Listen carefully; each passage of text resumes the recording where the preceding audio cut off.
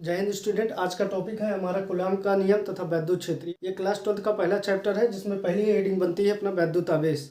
वैद्युत आवेश हम यूं कह सकते हैं, जब भी कोई पदार्थ होता है तो उस पर वैद्युत आवेश स्थित होता है, पर उसे हमें एक्टिव करना होता है। यानी वैद्युत आवेश एक प्रकार का ऊर्जा होता है जिसको हम चार्ज करते हैं रगड़ के या किसी घर्षण द्वारा। हम किसी न किसी तरीके से उसको हम चार्ज करते हैं, मतलब है कि उसको हम एनर्जी प्रदान करते हैं जिससे कि वो कण एक्टिव हो जाता है और वो पदार्थ विद्युतमय हो जाती है। ठीक है, तब वो पदार्थ या तो विद्युत का गुण उत्पन्न करता है या तो चुंबकत्व का गुण उत्पन्न करता है। तो उससे रिलेटेड हम हेडिंग देखते हैं। हमने डेटा पहले इस वजह से लिख दिया कि लिखने में हमारा टाइम वेस्ट ना हो।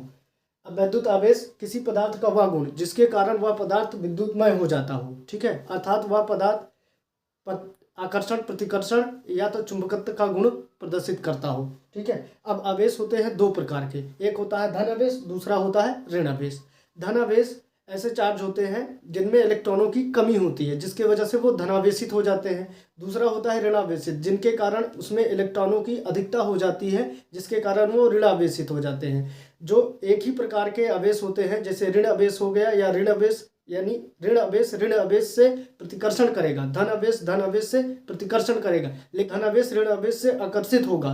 यानी कि सजातीय आवेश एक दूसरे को प्रतिकर्षित करते हैं, विजातीय आवेश एक दूसरे को आकर्षित करते हैं। तो आई होप ये आपको समझ में आ गया होगा कि वैद्युत क्या है। स्टूडेंट, इसके कारण कोई भी पदार्थ जो होता है वो विद्युतमय हो जाता है, यानी कि उसमें इलेक्ट्रिक के जैसे कुछ गुण आ जाते हैं, विद्युत का कुछ गुण आ जाता है। अब या तो चुंबकत्व का होगा या तो आकर्षण एवं प्रतिकर्षण का होगा। आकर्षण और प्रतिकर्षण इन्हीं आवेशों के प्रकृति के आधार पर निर्भर करता है कि आकर्षण करेगा या प्रतिकर्षण करेगा। हम एक एग्जाम्पल लेके आवेश को समझेंगे कि ये कैसे धनावेशित होता है, कैसे ऋणावेशित होते हैं। और दूसरी बात ये कि ये कैसे जब सेम चार्ज होते हैं एक ही तरफ तो कैसे ये प्रतिकर्षित करते हैं, और अपोजिट चार्ज होते हैं तो कैसे एक दूसरे को आकर्षित करते हैं। आपने दोस्तों बचपन में मैग्नेट के साथ जरूर खेला होगा, चुंबक के साथ जरूर खेला होगा, पीछे आगे पीछे करके आपने उसको चिपकाने की कोशिश किया होगा। तो सेम वही लॉजिक यहाँ भी लगता है वैद्युत आवेश में। मान लीजिए ये हमारा चुंबक है, एक तरफ साउथ होता है और एक तरफ मान लीजिए हम इस तरफ बना देते हैं, नॉर्थ बना देते हैं, इस तरफ साउथ बना देते हैं, इसके दो ध्रुव बन जाते हैं।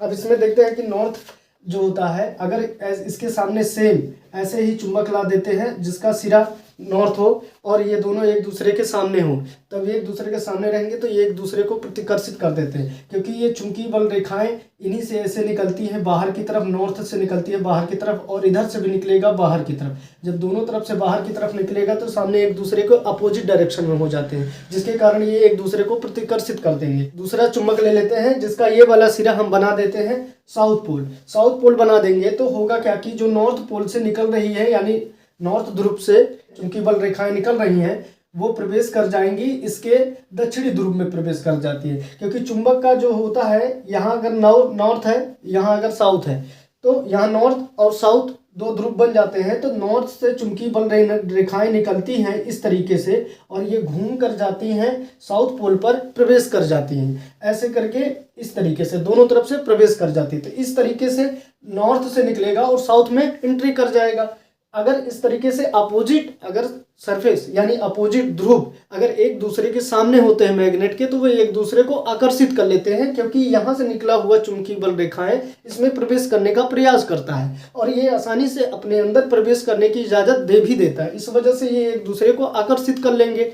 अगर यहीं पर अगर हम नॉर्थ ले लेते हैं या साउथ ले लेंगे तो यहाँ पर क्या होगा, ये एक दूसरे को प्रतिकर्षित कर देते हैं। जैसे साउथ कर देंगे तो चूंकि ये भी प्रवेश करने के लिए अनुमति दे रखा है और ये भी प्रवेश करने के लिए अनुमति दे रखा है, तो यहाँ पर फिर चुंबकीय बल रेखाओं की दोनों की डायरेक्शन एक दूसरे के अपोजिट हो जाती है। तो इस वजह से ये दोनों एक दूसरे को फिर प्रतिकर्षित कर देते हैं। चूंकि हम बचपन में ये नहीं जानते थे तो हम इसको बड़े अचंभित होकर मानते थे और इसको हम बहुत खेलते थे कि ये क्यों नहीं चिपक रहा है, और चुंबक को हम तोड़ देते थे बीच से। अगर ये नॉर्थ है, अगर ये साउथ है, अगर इसको बीच से ब्रेक कर देते हैं तो दूसरा वाला चुंबक जो बनेगा, ये अगर नॉर्थ है तो दूसरा वाला यहाँ साउथ बन जाता है, और इधर वाला ये साउथ पहले से था तो इधर वाला नॉर्थ बन जाता है। तो ये एक दूसरे को यहाँ पर देखते हैं कि अपोजिट ध्रुव अपने आप तैयार हो जाते हैं। तो कुछ चुंबक का यही सेम पैटर्न हमारे वैद्युत आवेश पर भी लागू होता है। अगर वो सेम चार्ज हैं ऐसे प्लस, ठीक है, तो एक दूसरे को ये प्रतिकर्षित करते हैं, क्योंकि विद्युत बल रेखाएं वैद्युत आवेश के जो यहाँ पर होते हैं, जैसे यहाँ चुंबकीय बल रेखाएं होती हैं, वैसे यहाँ पर विद्युत बल रेखाएं होती हैं, वैद्युत बल रेखाएं होती हैं, जो कि प्लस आवेश से बाहर की ओर निकलती है। चूंकि इससे भी बाहर की ओर निकलेगा इस तरीके से करके, तो ये एक दूसरे के फिर अपोजिट डायरेक्शन में हो जाते हैं, जिसके कारण ये एक दूसरे को प्रतिकर्षित कर देंगे।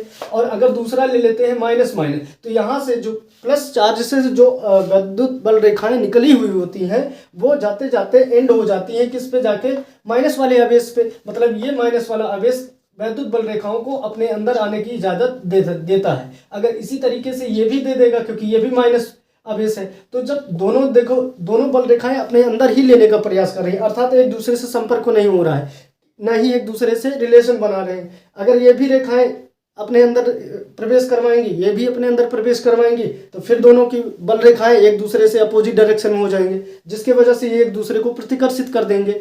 अब इस तरीके से अगर कोई हम ले लेते हैं अपोजिट चार्ज, अगर जैसे ये प्लस रहा और दूसरा ले लेते हैं माइनस चार्ज, ये माइनस चार्ज है, अब यहाँ वैद्युत बल रेखाएं निकलेंगी और ये जाके इस पर प्रवेश कर जाएंगी, तो ये एक सेम डायरेक्शन में हो गए। तो इस तरीके से ये एक दूसरे को आकर्षित कर लेंगे। यहाँ पर क्या हो जाएगा, आकर्षण हो जाएगा, क्योंकि ये एक दूसरे का अपोजिट है और प्लस से निकलने वाला वैद्युत बल रेखाएं वो जाके माइनस वाले आवेश पर एंट्री कर जाते हैं। इस तरीके से ये एक दूसरे को आकर्षित कर लेंगे। और यहाँ पर देखिए माइनस है, यहाँ पर माइनस, क्योंकि दोनों की वैद्युत बल रेखाएं एक दूसरे के विपरीत है, दोनों अपने अंदर प्रवेश करने का प्रयास करवा रही हैं, तो इसके वजह से ये एक दूसरे को क्या कर देंगे, प्रतिकर्षित कर देंगे, प्रतिकर्षण कर देंगे। ठीक है, और यहाँ भी होगा से ये वाले भी सेम चार्ज है, तो ये भी क्या करेंगे, ये भी प्रतिकर्षण कर देंगे। अब यही पूरा का पूरा देखो तो कॉन्सेप्ट हमारे चुंबक में भी लागू हुआ था कि जब सेम अगर हुआ करते थे, ठीक है, अगर मान लीजिए कोई यहाँ पर देखिए अपोजिट है, तो ये एक दूसरे से आकर्षित कर रहे हैं, क्योंकि नॉर्थ से निकलने वाली चुंबकीय बल रेखाएं वो साउथ पर जाके एंट्री कर जाती हैं।